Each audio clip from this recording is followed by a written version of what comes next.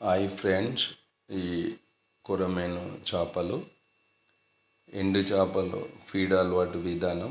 మా చెరువులో ఎండు చేపలు వేసి కొరమేను ఫీడ్ అలవాటు చేశాము. అందులో గ్రోవెల్ కానీ యోనో కానీ ఏ ఫీడ్ అయినా వాడవచ్చు. ఫీడ్ ఖర్చు తగ్గించుకోనికి ఎండు చేపలు పెంచుతున్నాము. ఆ గ్రోతింగ్ చూడండి, అలాగే యాక్టివ్ ఉన్నాయి. సైజు కూడా మంచి కేజీ సైజు 6 monthsలో కేజీ సైజుకి వస్తున్నాయి. ఫీడ్ ఖర్చు తగ్గాలంటే ఇలాంటి పద్ధతి వాడితే ప్రతి ఒక్క కొరమేను రైతులందరికీ మేలు జరుగును.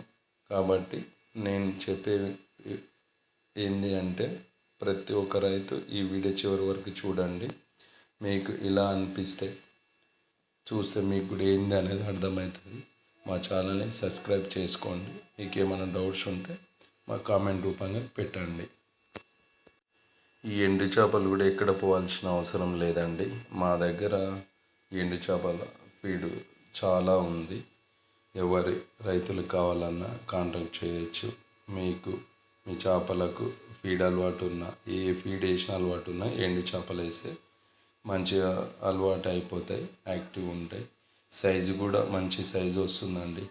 నేను ఎన్నో చూసి ఫీడ్లో నష్టపోయిన చాలా రేట్లు ఉన్నాయి ఫీడ్.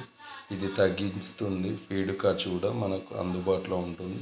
దయచేసి అందరూ చూసి దీని గురించి కామెంట్ పెట్టండి ప్లీజ్.